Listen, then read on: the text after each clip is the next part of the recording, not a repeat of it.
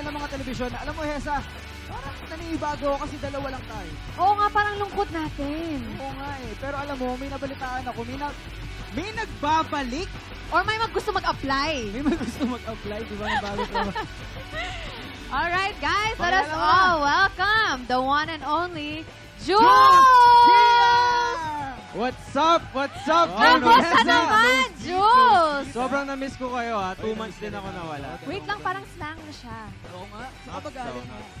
Oh, wow! From the USA, so thank you so much, US Department of State for Yes. bringing me there. Wow. And of course, ang dami kong isi-share dito Oo back nga. here in the Philippines. Pero na-miss ko talaga yung schoolmates. Kahit nasa US ako, pinapanood ko pa rin yung show. Totoo ba? Promise. Balita ko nga may mga Thank bago you. na titles yung mga segments. Oo, See? meron na. I'm watching. Oh, wow. Pero syempre, sobrang excited ako kasi we're back here in Intramuros. Tama, Yes, tama. nasa na ba tayo, guys? Tayo ngayon ay nasa Lyceum of the Philippines! Kamusta kayo dyan, guys? Ano ba, ever since, pag lagi ako nasa Intramuros dati, pag napapansin ko yung mga uniform nila, sobrang solid ng uniform nila. I mean, Oo may mga nga, ties sila, diba? tapos naka-blazer sila. So, ang ganda. Very Ang presentable gandang talaga. Ano ba gusto mo sabihin na maraming magaganda? Marami, Ayan. Kayo, guys, ha? Siyempre, Jules! pero yun nga, ay, ang ginawa ko pala sa Yeah, US. share mo naman yung mga na-experience mo. Basically, about social media, lalo na sa panahon natin ngayon, sino bang walang smartphone dito or walang Facebook or Twitter? Di ba? Halos tayong lahat meron. Yes. Kaya sobrang matindi talaga yung paggamit ng social media. Yes, and speaking of social media, Okay, we would maraming like mga to bumati read- sa atin, di ba? Yes. Unang-una na dyan, dito si April Toledo. Sabi niya, my sister actually recommended this TV show to me. I don't really watch TV shows. Wow, much. Pero itong show ninyo, aantabayanan ko na. I commend you all for featuring worthwhile debates na kabupulutan ng mga napapanong ideya. Keep it up. Okay? Ito naman, Thank you so sabi much. ni Jmar Sorsa, I just accidentally saw the program and it's cool to know that at young age we know our rights and the problems of the society. Kudos to schoolmates. Job well done. Maraming salamat, Jmar. Yes, and from Drew, I love watching at his schoolmates. It's so educational. Diba? Ayan, maraming salamat sa inyo. So follow us on Twitter at Schoolmate. Yes, and Facebook. Yes. Okay, so nandito nga tayo sa Intramuros, JV. Pero syempre, gusto natin sana makaikot dito. Oo nga. So let's all watch the school tour of JV.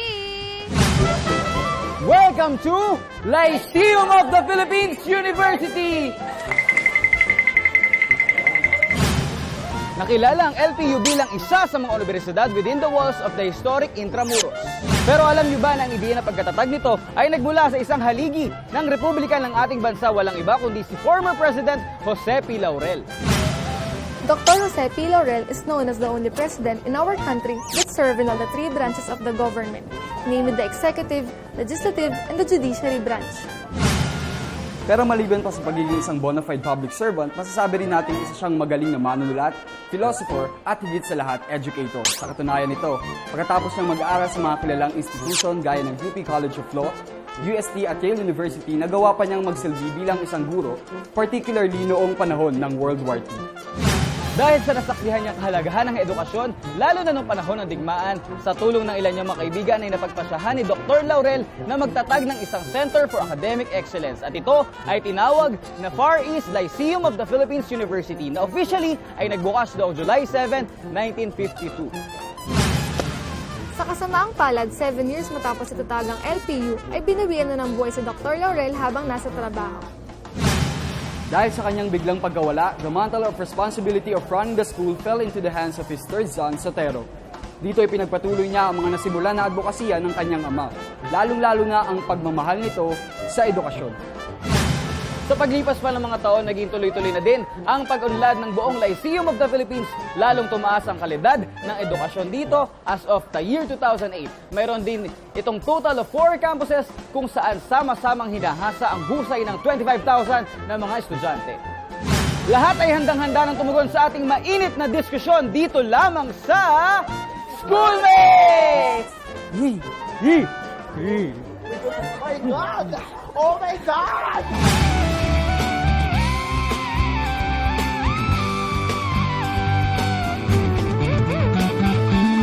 Isigaw ang tinig mo, ihayag sa buong mundo ang karapatan, kalayaan.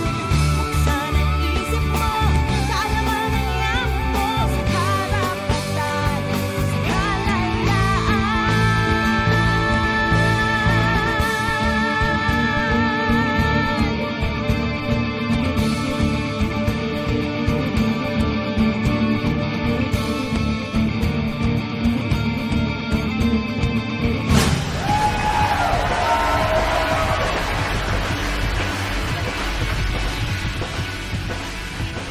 Alright, magandang gabi sa ating lahat ng mga schoolmates! At syempre, gaya nga ng ating napanood, nandito tayo ngayon sa Lyceum of the Philippines University here in Manila.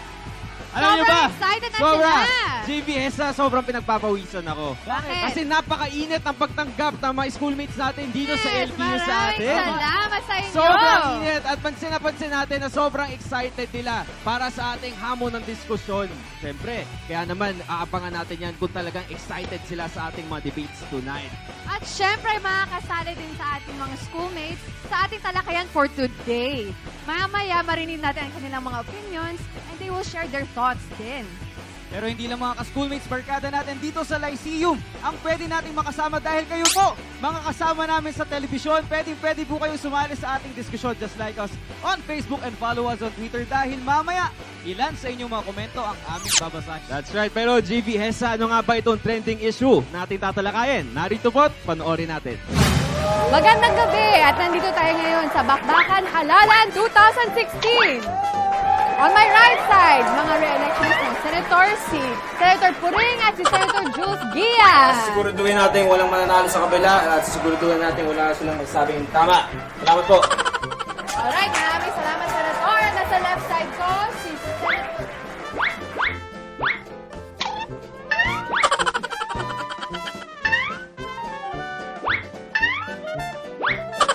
Okay, we'll be right back. Wait lang po.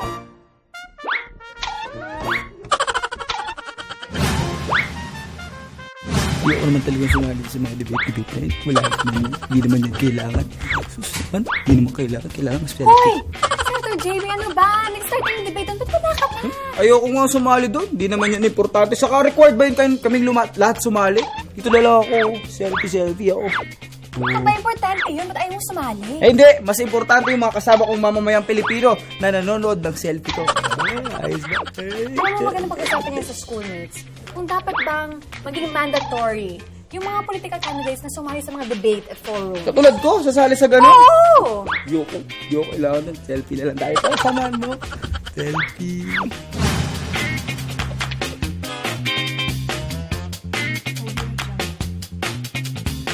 Okay, Hesa, napakaganda ng ating usapin tonight. Alam mo Yes. bakit?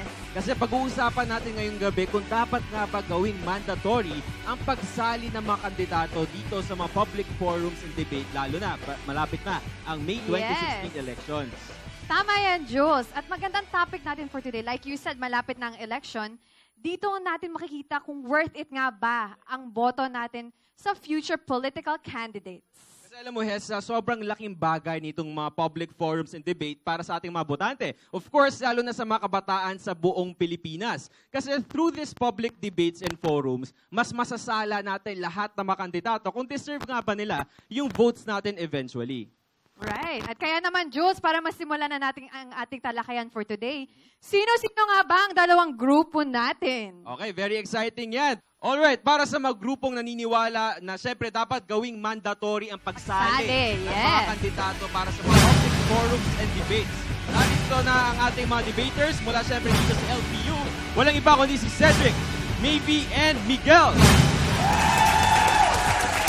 Welcome!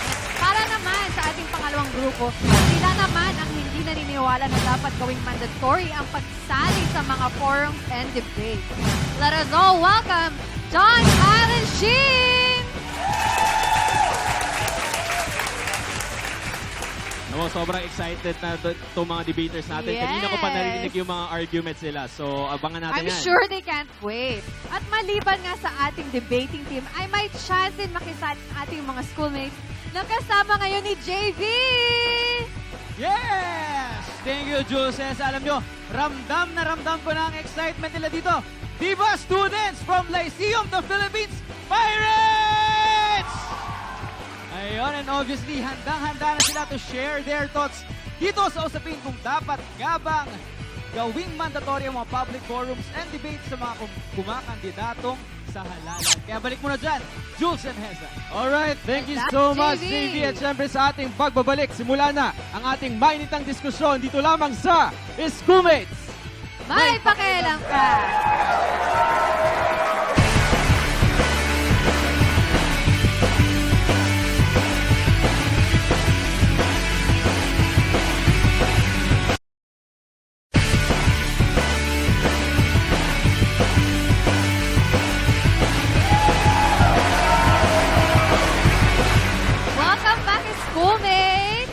kanina nga nakilala natin kung sino-sino ang ating mga schoolmates natin dito sa LTU. Sila ang magdedebate kung sa issue, dapat bang maging mandatory ang pagsali sa mga debates, ang mga political candidates natin. Tama, Jules? Linawin natin yung pagsali sa mga Pagsali, debates ng mga yes. candidates. Okay. And of course, nandito na tayo sa pinakamahalagang part ng ating show. Siyempre, yung argumentation, yung pagbibigay ng constructive speeches. Yes. Kaya naman, ang bawat team leader ng bawat grupo ay bibigyan natin ng tig 2 minuto at ang lahat naman ng mga speakers ay tig 1 minute. Kaya Right. naman, para simulan na natin ang ating mainitang diskusyon, simulan natin yan sa affirmative side. Simulan natin yan kay Cedric. Go ahead. Okay, the stance of the government side is fairly simple. We think that we should mandate our candidates to participate in public debates, be it in the national or local level, because we think that if we're not going to mandate them, it harms the ability of the people to make informed choices. But secondly, how it is counterproductive to the very essence of democracies and how we produce quality leaders at the end of the day. So let's go to the first one, to the informed choices, because we think that if we're going to choose candidates, we need to publicly scrutinize them, and we should be able to assess them in terms of how they'll be able to debate on their specific issues. For example, are they pro-Arch Bill? For example, are they pro same-sex marriage? So debate is an avenue that the state should give to the people in order for them to make quality choices at the end of the day. Because we think that it is not about making choices, it's just about making informed choices. So we need to know our candidates really well, and debate is an avenue that they should be able to explore in order for them to know the stances of the candidates. So by making sure that these kinds of debates are publicly known, the audience or the people will now be able to assess and be able to be educated on how they be able to assess these kinds of leaders. Because what happens if we don't mandate them is that they tend to vote based on name recognitions, etc. Right? So it is a form of making sure that that the voters are educated.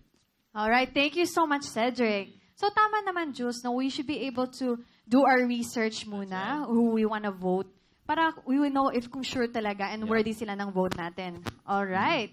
So let's hear naman from John, ang team leader from the other team. Go ahead. Well, we from the opposing side, we want to state the fact that, first of all, when it comes to debates, it doesn't matter if the candidate or the people or the candidates that run for the presidency or any political position should be evaluated or assessed by the means of how they will perform as a debater during a debate. Because we all know that when it comes to political debates, there are very other factors that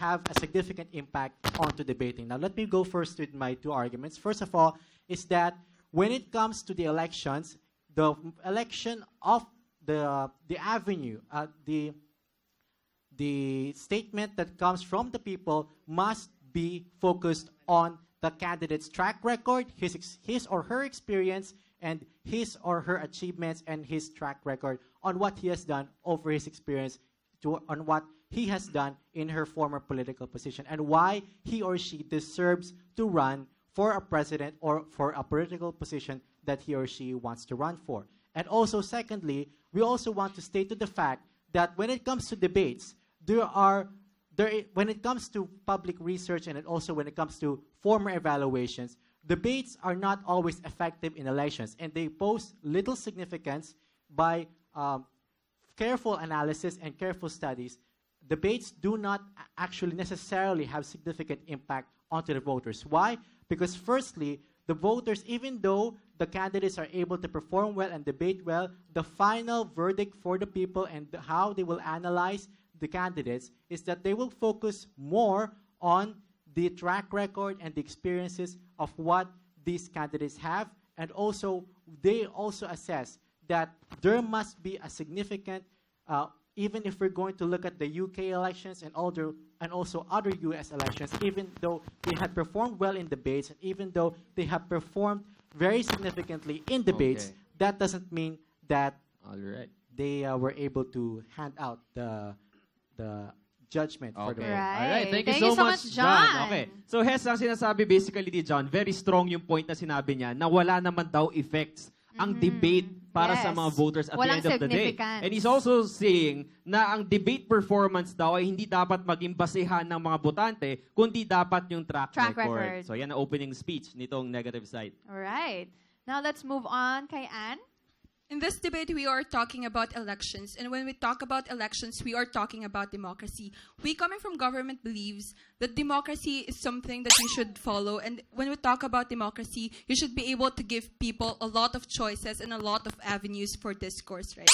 We also believe that in debates, we are not only creating discourse, but debates has this unique and very important capacity to generate public opinion or to generate public participation in these kinds of important events that will change the governance of the country. We also see that coming from the arguments of these particular political leaders or aspiring candidates, we can see how they are planning to govern the country, right? And we see that that is very important, not only on the matter on how they will engage or clash with one another, but how they are going to defend their stance once they are in that particular position in government. We think that's very important in democracies to actually support these kinds or mandate these kinds of activities. Because if we will not mandate, politicians or candidates will always have this opt-out choice to not join or because they are scared or whatnot. We think that they shouldn't be given any choice. We should mandate them because that is very crucial for public information. All right, thank you so much, Thank Anne. you so much, Anne. So yung point naman ni Anne, we may change the public opinion. Kasi kung narinig natin yung mga candidates during debates, di ba, baka yung gusto mong iboto is the other candidate. Right? Kumbaga, ma-entice ka rin na marinig din yung It will iba't ibang change mga the public perspectives. opinion. That's right. Correct. Okay, so thank you so much, Anne. All And now, right, let's hear the opposing side from Kyle.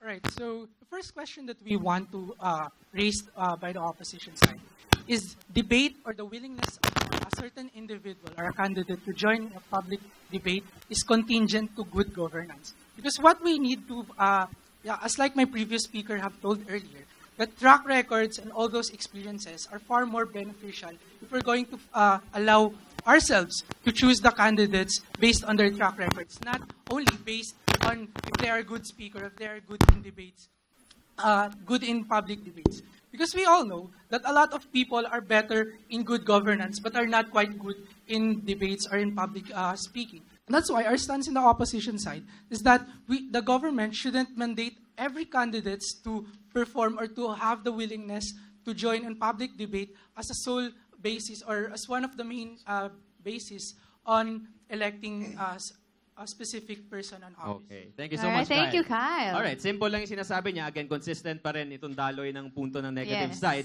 na mas mag-focus daw tayo dun sa track record. Kumbaga, mas mahalaga daw na makita natin na baka mas okay naman daw yung naging performance na kung good governance na yan, well and good. Kasi baka nga naman daw, hindi ganun kagaling sa debates yung mga kandidato. But then, visible sa mga experiences niya.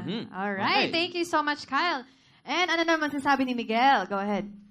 So, as the last speaker, I will make our point much more concise on how our solution will solve the problem in status quo. Given the fact that the voters are now given a much more informed choice, because the debaters, if you analyze, they are being trained to analyze status quo, the problems, and to come up with the possible policies that will be much more viable and amenable for the people. Add to that on their analytical thinking skills. They're being trained to think politically and to think of viable solutions inside status quo. So therefore, that's the reason why that's the solution towards our problem, as painted by the Prime Minister here. It gives the voters a much better choice aside from track record, because they can now see towards these candidates on how they plan to solve the problem inside status quo in a much viable manner.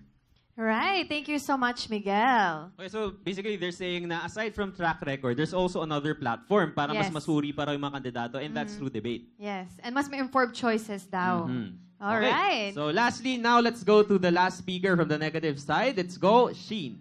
So basically, what we're trying to say in the opposition side, that just because a person is really good in speaking in public debates, in public speaking, doesn't mean that it measures their ability in leading a country and its people. We think that in the opposition side, it's very important to look into more important details like as what the previous speaker said, that it's important to look into their track records, their public service track records, so that we can know that how these people are really involved in public service and how they want to serve our people. Okay, thank you so much, Thank you so much, Sheen. Again, focus on the track record, the Yes. details, kung paano nag-perform yung kandidato more than the debates. Yun ang Yes. punto ng negative side. And it doesn't mean that if they speak and they're a good speaker, that they're equipped to be the leader or for that role. All Alright, right. so basically, that's the whole gist. Yeah, that's the whole gist ng dalawang punto ng mga grupo natin dito sa state. Alright, at narignan natin ang mga arguments ng dalawang grupo for today. Siguro kamustahin naman natin si JV na kasama ngayon ng ating mga schoolmates sa ating audience. JV, ano masasabi nila dyan? Woo! Thank you, Hesa. Pero bago yan, we would like to acknowledge the presence of all the faculty members na nandito ngayon. At syempre, ang mga students ng Lyceum of the Philippines! Ayun! Isang alright naman dyan. 1, 2, 3! Alright! Alam mo, Hesa and Jules, sobrang dami na nagko-comment dito. Sinong gustong maunang mag-comment at magtanong sa ating mga debaters? Yan, si ate na lang, malapit. Hi, what's your name po? Gloria Grace Alba, Dirt Podcasting. Wow, broadcasting. Nasaan ang mga broadcasting? Wow. Dapat pag broadcasting, mataas ang energy. Anong pangalan mo? Gloria Grace Alba from 3rd year Broadcasting. Mas mataas pa. Anong pangalan mo? Nahiya. Hindi, sige. Ano pong comment natin? May question lang po ako. So, di ba po sa debate, meron pong possibility na lumabas po dun yung mga issues na maaaring hindi po sakop ng platforms ng mga candidates. So, para po dun sa opposing team, paano nyo, hindi po ba kayo curious kung ano po yung plans po ng mga candidates about dun sa certain issue na yun na maaari pong labas dun sa mga platforms or plano po nila para sa government for the next administration?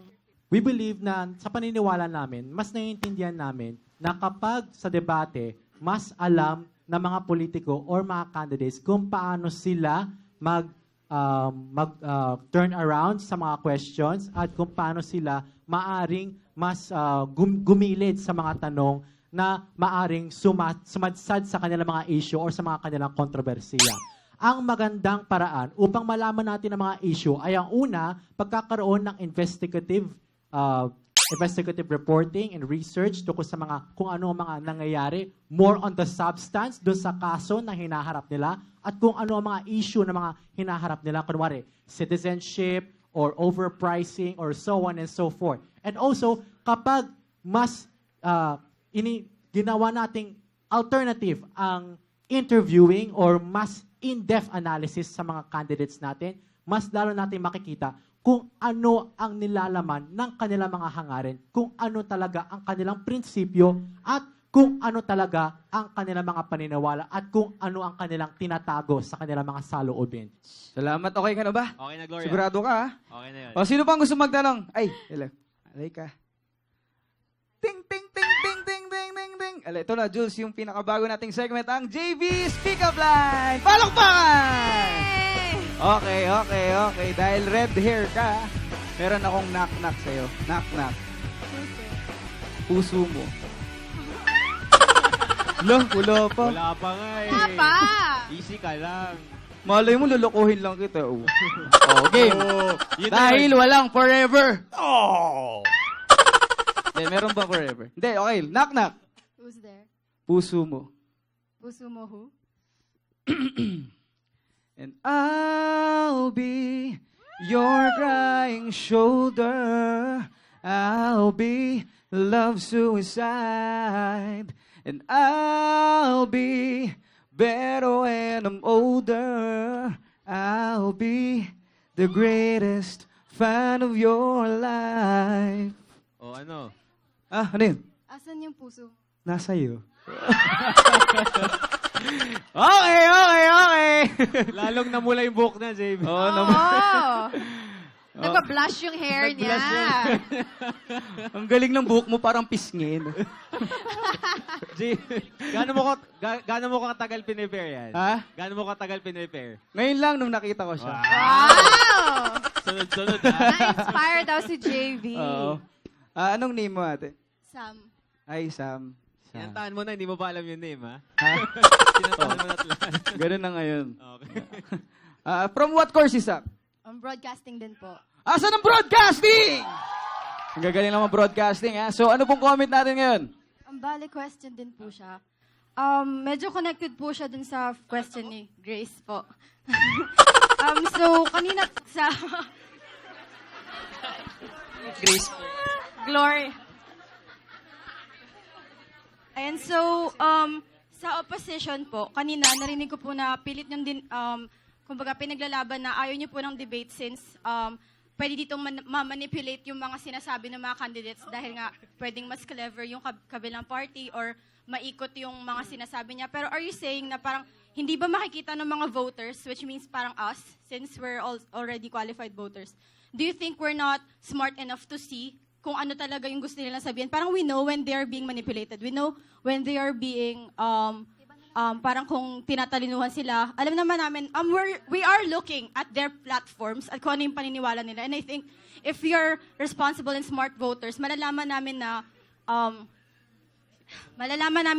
and titingnan namin yung platform nyo, not the way you are performing in a debate. So ano po yung, are you saying na we're not parang smart enough to know? Hindi namin naman sinasabi na wala tayong pakialam or hindi dapat tayo makialam sa mga issue na meron ng mga kandidato. Ngunit nalalaman natin na kapag nagdedebate ang mga kandidato, nalalaman natin na meron naman tayong oportunidad na malaman ang mga issue na ito sa pamamagitan ng mga iba't iba pang mga paraan, hindi lamang sa debate.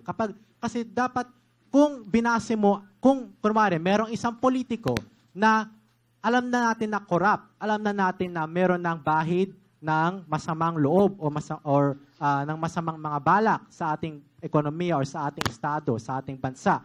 Ngunit napakagaling niya magsagot, napakagaling niya magdebate. So, ibabase mo ba ang boto mo dahil lang sa sagot niya na sinabi niya? Or ibabase ba natin ang ating boto sa kung ano ang mga pangyayari na nakapaligid sa kanila, kung ano ang mga kontrobersiya, kung ano ang mga iskandalo, kung ano ang mga kaso na hinaharap niya, at kung ano ang mga ginawa niya sa kanilang pamamalakad na naging detrimental, mas lalong naging damaging para sa ating democratic system. Yun ang magiging batayan namin kung bakit po namin ayaw magkaroon ng public ng mga debates. Hindi namin sinasabi na we do not want to put debates to a stop. Ang sinasabi lang po namin that we do not want to make debating as a mandatory procedure in politics. Okay, thank you so much, John. Thank you, Hesa. Alam mo, sobrang dami na rin dumarating na comments sa ating Facebook and Twitter account gaya ng pinadala ni Dennis Goopy. Actually, mahaba yung sinabi niya pero ito, babasahin ko na. Mandated dapat kasi pag puro media lang, pwede magtanong sa kanila. Sigurado sinasala muna kung ano ang pwedeng itanong sa official.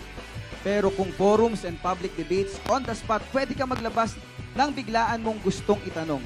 Di ka nila mapipigilan. Ayon naman kay Fernan Ginto, presidential debates should be mandatory. It will help the voters make informed decision about the platform of their candidates. Know how their candidates stand on various national issues, and it also drives up interest among the electorate. But patuloy na kayo magpadala ng inyong mga comments and as suggestions sa ating Facebook and Twitter account. Kaya balik muna dyan, Jules and Hesa. Alright, salamat JV. At sa aming pagbabalik, marami pa tayong pag-usapan tungkol sa issue natin for today. So stay with us lamang dito sa Schoolmates! May pakialam ka!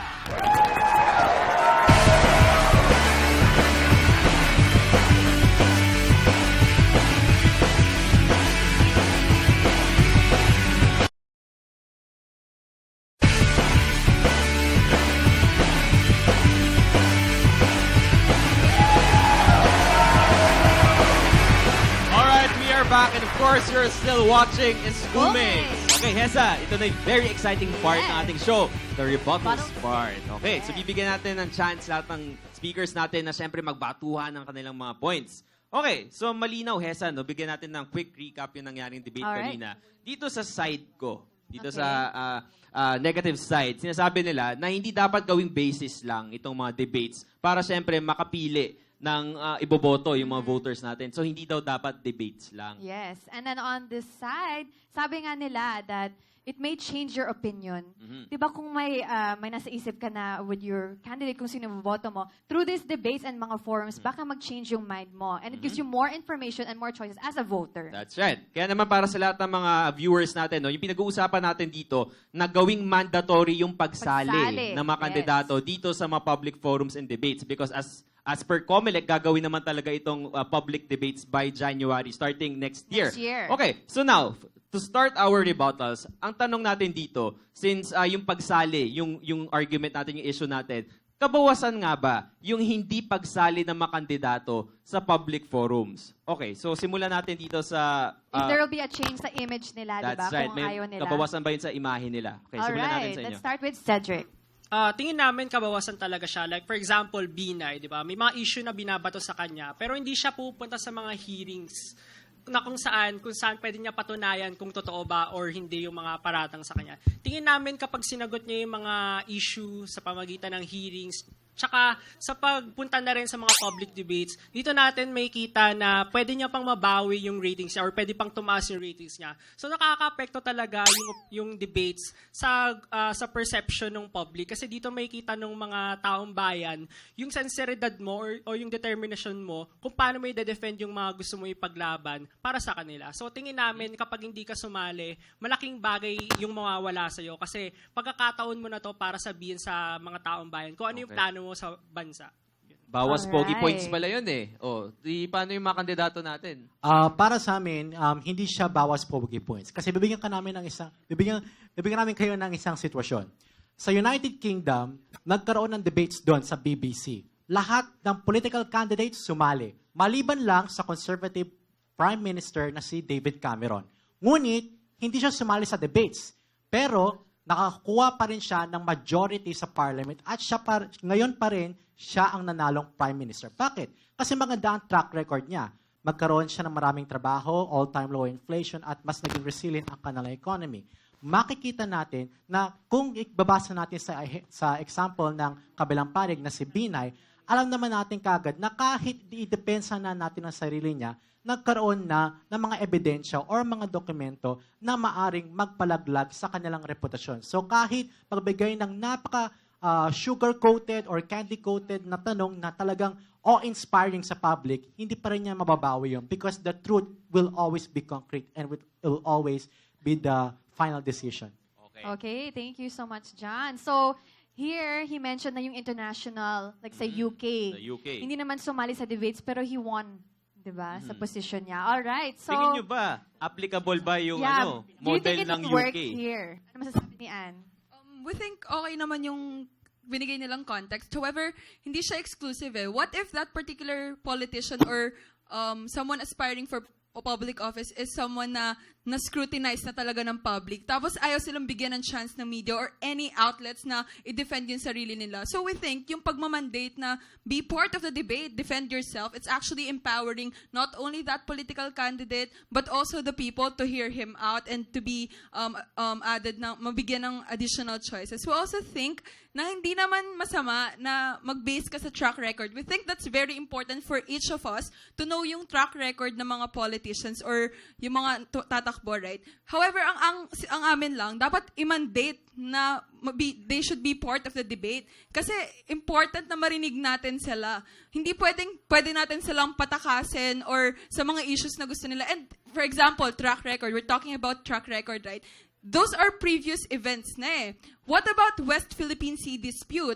Paano makakatulong yung track record niya doon, right? We need on-set debate. We need on-set dialogues for this kinds of matters na hindi siya maa-attain ng track record and is only exclusive kapag mandated yung mga candidates na sumali sa public debates. That's a legitimate argument. So anong sagot nyo dyan? Paano nga ba yung mga existing issues na hindi naman pwedeng hindi makatulong yung track record nila before? So anong sagot nyo dyan? Sa amin naman, kanina we've explained earlier na parang maraming alternatives aside from debates. Number one, during campaign periods wherein most people who are attending dun sa campaign na yun are given time to ask questions regarding dun sa mga international or local issues regarding sa kung anong nangyayari ngayon sa bansa natin.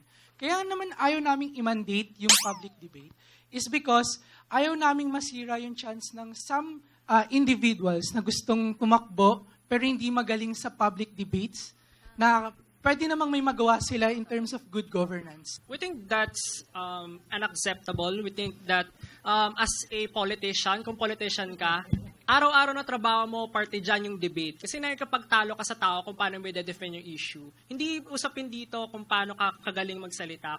Usapin dito kung paano mo siya i-defend sa salita at sa gawa. So we think na kung yan yung rason, we think na hindi yung sapat para sabihin na hindi natin dapat i-mandate. Kasi pag minandate natin, hindi ibig sabihin na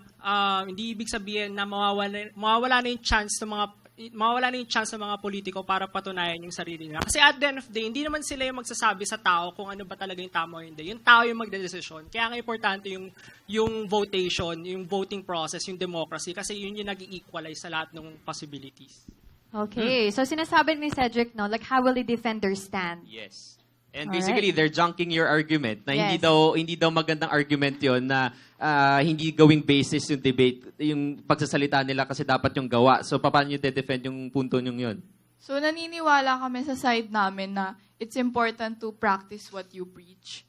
So, in yung mga track records na previous, pag continuous mo yun na pinopromote, kunwari ngayon, nasasabi ng isang politician sa inyo na ipagpapatuloy niya yun. We think na very important na nakikita natin to sa dati niyang ginawa para maniwala, maging confident tayo. Magkaroon tayo ng confidence sa mga politicians na to na gagawin nila yung sinasabi lang gagawin nila kasi nagawa naman nila noon. So it isn't hard to do it in the future because they've already established what they're going to do and what they want to bring to the table. Okay, thank you so much, Sheen. Alright, so may isang question ako, no? So let's just say sa isang public debate, sino mas iboboto mo? Yung taong firm sa stand niya or yung isang candidate na magaling magsalita? Who would like to answer this? Ayun. Tingin namin yung taong firm sa stand kasi ayaw nga natin na malinlang tayo sa mga gandang salita. Dito natin mapapatunayan sa mga tao na kailangan firm yung stand mo. And debate, isa to sa avenue kung saan mapipiga natin kung firm ba talaga yung tao sa stand niya. Like for example, pro same-sex marriage siya. So pwede magbato sa kanya ng mga issue para matest kung gaano ba ka-firm yung stand niya. And dito mapapatunayan, yun nga, kung gaano siya katotoo sa sinasabi niya. So we think na beyond sa salita, we think yung debate, mas mapipiga niya pa lahat ng mga kailangan malaman ng tao dun sa politician. So, firm sa stand. Alright, firm sa stand. This is hypothetical kasi I know this is against your side. Pero let's say magkaroon na nga ng debate, ano yung magiging choice ninyo? We also believe also on what they're saying na firm sa stand. Kasi what if sinabi ng candidate, we will not raise VAT and we will lower income tax brackets for the middle class earners. Pero pagdating sa administrasyon, pag naging presidente na siya, sasabihin niya, itataas namin ang VAT, tapos hindi namin tatanggalin ang tax para sa middle income earners. Now, we think that it is a form of incompetence and this is a form na makikita natin na actions speak louder than words. Okay, so that's good na syempre there's unity among two groups dito. Hypothetically speaking lang. Yes, hypothetically lang naman yun. Ngayon, we have our last question. Syempre, when we have debates, especially when we are inviting all our candidates, gusto natin masuri, di ba, yung mga kandidato kung gaano sila kagaling, gaano ba sila katalino. Pero sa tingin nyo ba, lalo na kayo na gusto nyong mamandate sila, yung mga kandidato na pumasok sa debate, or kayo naman, it's a choice. Basically, ganun lumalabas, di ba? Kapag ba may debate, gusto nyo ba na talino lang? Talino lang ba ang Yun kailangan ba na yung maging basehan? Yun lang ba ang factor kapag meron debate? Or meron pa bang iba? Debate as we know it and as we have characterized measures and trains the analytical skills of the individual as sinabi ko na nga po kanina. Para sa amin po sa position po ng leadership, napaka-importante po yung bagay, yung talino bilang measuring stick. Kasi sa talino po, dito po makikita yung paraan at kung ano po yung ano po yung mga pinagpaplanuhan ng mga leaders para sa kanilang bansa. So, yes, malaking factor po talaga yung talino in terms of measuring it in a debate para makita na rin ng makita na rin ng tao kung anong dapat klaseng leader ang dapat iboto nila para sa bansa at anong dapat imahe ang susundin nila para sa kabutihan ng kanilang bansa, para sa kabutihan nila sa sarili. Okay, next slide. Sa amin, para sa amin, in terms of debate, hindi lang dapat talino ang basehan para makita natin kung sino yung mas magaling sa dalawa. Sa amin, dapat talino, meron kang will, puso, kung paano mo may a-address yung mga problems and issue in a manner na ma-address mo yun sa lahat ng spectrum ng society. Hindi lang sa mayaman, hindi lang sa mahirap, hindi lang sa middle earners. So, we think na hindi lang dapat talino yung maging measuring stick. Maraming bagay na dapat nating ikonsidera sa mga tao na sasali sa debate para masabi natin na dapat silang iboto or hindi.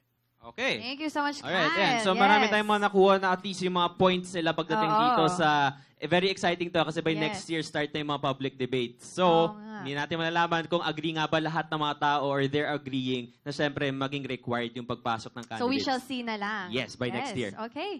Thank you so much, guys. At narinig na natin kung ano masasabi ng ating mga debaters. JV, ano na masasabi ng ating mga schoolmates sa social media? Okay, tuloy-tuloy naman ang pagdating ng mga komento sa ating social media account galing ito kay April Toledo. Should be mandated. This is an opportunity for politicians to actually face the people and to listen to what they have to say. At ito naman ayon kay Gab Ferreras. Dapat gawin ito sapagkat mas mauunawaan natin at kilatisin ang mga plataforma at advokasya ng mga tumatakbong kandidato. Malaki ang ikatutulong ng social media sa ganitong debate. Kaya balik muna dyan, Jules and Hesa. Alright, thank you so much, JP. Kaya yan, narinig na natin itong rebuttal side and of course, yung punto ng ating mga audience and of course, ng social media. Yes. Okay, kaya naman syempre, mamaya, babalikan natin. Magbabalik muli tayo para syempre. Final words ng ating mga debating teams at tayo rin. Magbibigay rin tayo ng ating mga opinions. Lahat ng yan sa pagbabalik ng Schoolmates. May pakialam ka.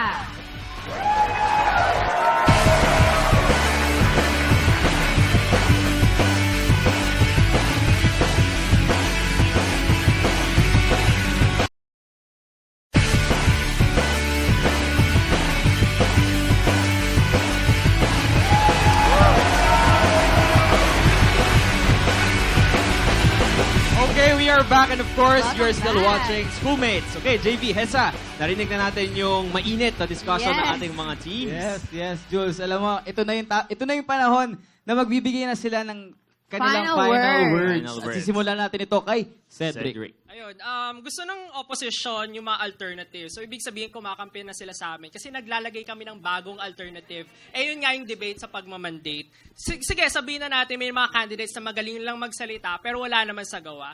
Hindi naman namin inaalis na hindi na tayo bumoto based sa track record at di natin gawing option yun, di ba? Kaya nga, we think na maganda na complementary yung dalawa, yung track record, tsaka yung debate, upang sa gano'n mas magkaroon ng mas magandang desisyon yung mga tao. Kasi kung ngayon lang natin, kung hindi natin to gagawin, paulit-ulit na lang tayo utoy ng mga politicians, paulit-ulit na lang mauutoy yung mga tao. Kaya we think na yung debate is a measuring stick to measure your ability, your critical thinking skills. We don't say na may measure nito yung puso mo o yung will kasi meron pang ibang magme-measure dyan. But we think that itong measuring stick na to kapag in-apply mo to sa mga tao, mas maintindihan nila kung ano ba yung salobin ng ibang tao. So we think now we should mandate candidates. Thanks. All right. Thank you so much, Cedric. Now, let's hear from the opposition side. John, for your final words. They say that we also concede to the fact that debates are essential. But they also concede to the fact also that we should make track records and actions. Action at gawa should be the primary objective in trying to evaluate as a political candidate. At sabi rin kayo na may nagtanong na pag merong resume, ang resume ay parang pangangampanya at ang interview ay parang debate. That is not the case kasi hindi resume ang ipinapakita sa atin. ang pinapakita ng media at ng buong society sa atin at nalalaman na natin na alam natin kung ano ang hangarin ng mga politikong ito at kung ano ang mga ginagawa nila. At dahil sa gawa nila, nakikita natin, tulad ni Duterte, Binay, or Poe, nakikita natin kung ano ang talaga nilang, base sa kanilang track record, alam natin kung ano ang kanilang prinsipyo at ideolohiya. Thank you, John. Okay, ngayon naman, from us, from the host, ikaw, JV, ano masasabi Ako mo? siguro, Jules Cesar, medyo papanig ako dito sa pro. Oo, kasi... kasi, siguro masakit man ito sasabihin ko, pero let's admit it. Some of us, pumipili tayo ng ating iboboto sa pamamagitan ng kung sinong sikat, kung sino yung may artistang kasama sa commercial, diba? Parang, siguro ito na yung tamang panahon na para... hashtag na... tamang panahon na... hashtag Talaga, tamang panahon. Oo, tamang panahon. Yun Tamang yung bagong panahon. hashtag for today. Na pakilala naman sila sa atin sa pamamagitan ng debate. Hindi ba? Yun lang naman ay para sa akin, ikaw, Hes. Ako, for me naman, yes, pro din ako dito. Ginaya din kita. Of course, to know our candidates. Kasi that's to have more options, diba? If you get to know your candidates, kasi boto mo yun eh. This is your opinion. So you're entitled to know more about the candidates that you're voting for. And also, nangyayari na to sa US. Mandatory na talaga during elections that the candidates, presidential candidates and candidates involved will join the debate and forums. And this is where the people has the chance to ask questions or to know their candidates more. So, I mean, recently with Obama versus Hillary, correct? So, it would be nice na kung mangyari din dito sa Pilipinas and then we'll see kung effect talaga sa mga tao. Alright. Ikaw, Jules. Sa akin naman, intindihin din natin na mahirap talaga yung side, nung negative Tama, side. Yes, of Diba? course. Kasi na-assign sa kanila yung topic na yun, so it might be hard. But, hindi rin natin naalisin yung fact na pwedeng may iba ring mga tao na ganun ang paniniwala. Tama. And Yes. there are, for Oo, sure, for sure. na ganun ang paniniwala na hindi dapat pumasok yung mga kandidato or i-oblige sila Tama. na pumasok sa mga public debates. Pero, on my personal note, I personally believe, as an advocate of voter education, yung matalino, matalas, malaya, ito yung tatlong factors na dapat meron lahat ng mga botante. Paano ka ba magiging matalino? Paano ka ba magiging matalas sa pagpili? Paano ka ba magiging malaya sa pagpili ng inyong kandidato? It's through a public debate. So it's about time. This is the right time. Na for 2016, we should have a platform to require all candidates to grill all of them so all of us could elect our most deserving leaders in the future. Okay. Tama. So yun ang aking pananaw para sa Wow. issue na to. Okay. Yes. And with that, gusto po natin pasalamatan ang ating mga debating teams, the Lyceum of the Philippines University and its faculty Yes, maraming members. salamat sa inyo, guys! Pero syempre, bago natin sabihin na kung ano yung topic natin next week, may mga sponsors tayo. Yes, we would like to thank Namwa Food Sponsor and Maynilad for our water. And also, I would like to thank L'Oreal Cosmetics for my hair and makeup. And I would like to thank Ipan Girl for my wardrobe for today. And abangan po ang bagong movie ni Direk Wendy Ramas, Beauty and the Bestie. Lalabas na po sa MMFF. Nandun po ako. Yay! Support Filipino film. Yes, support Filipino films. Ikaw naman, JV. Ako, I would like to thank Sir Mo of Magic Potions for my vitamins and supplements. And I would like to thank Sir Dr. Albert Adrales of the Wellness City and ALA Skin and Aesthetic Center for my skincare. At gusto ko rin po kayong invite lahat na manood ng pinakabagong musical play ng taon, ang hashtag popular ng Philippine Stagers Foundation. Magra-run po ito hanggang March 2016. So for more details, just like us on Facebook at Phil Stagers. At syempre, Alright, thank you so much, Miss Albert Mudo for my hair and Jewels for my clothes. And of course, manood din po kayo na Good Morning Boss every day, Monday to Friday, 7 a.m. to 8 a.m. on PTV for 8 p.m. Haba nun. Okay. And we would like a special mention. May na-nominate daw. Sa PMPC Star Awards, ang ating pinakabagong... New male TV personality Wala host. ito, na this si is Mr. JV Cruz. Salamat po, maraming salamat po. Congratulations! Gusto ko na rin i-take yung opportunity to na magpasalamat kay Sir Fred Aquino at sa lahat ng bumubuo Yes. ng schoolmates. Thank at you. syempre sa mga co-host ko. Maraming salamat po. So, December PMPC, to, no? maraming December. salamat po. Okay, abangan natin yung Alright. December. Okay. And next week, nandito pa rin po kami para sa isa na namang mainit na discussion ng pangkabataan. Ano nga ba ang issue na yan? Abangan nyo yan, okay? So, our topic natin for next week, dapat nga bang i-ban ang mga and sorority sa mga koleyo at universidad. Yan po ang magiging topic natin. For sure, magiging exciting ulit ang talakayan natin. At syempre, maliban sa mga schoolmates natin dito sa LBU, isang sigawan naman dyan! Alright! Gusto rin po namin magpasalamat sa lahat ng mga schoolmates barkada ko sa social media. Maraming salamat po. Pagpatuloy nyo lang po ang pag-like sa aming Facebook and Twitter account. Yes, and follow us on Instagram, Hesa_Isabel. I am JV Cruz. At Jules Giang at Twitter and IG. And with that, ating tandaan sa bawat usapin sa bawat issue, may boses ang kabataan. Sumali, makinig at makiisa dahil opinyon nyo'y mahalaga. Kaya naman sabay-sabay natin isigaw sa buong mundo, Schoolmates! May pakialam ka! Isigaw ang tinig mo, ihayag sa buong mundo ang karapatan, ang